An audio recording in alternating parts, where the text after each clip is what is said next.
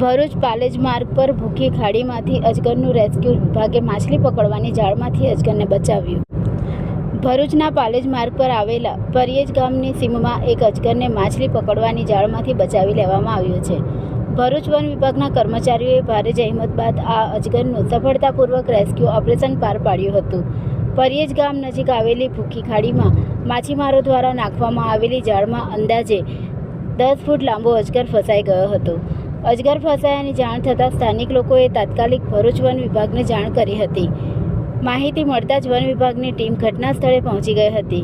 One કર્મચારીઓએ અજગરને સુરક્ષિત બહાર કાઢવા માટે રેસ્ક્યુ ઓપરેશન શરૂ કર્યું હતું। અજગર જાળમાં ગૂંચવાઈ ગયો હોવાથી તેને બહાર કાઢવામાં મુશ્કેલી પડી હતી, પરંતુ વન વિભાગની ટીમે ધીરજ અને કુશળતાપૂર્વક કામગીરી કરીને અજગર જાળમાંથી મુક્ત કરાવ્યો હતો।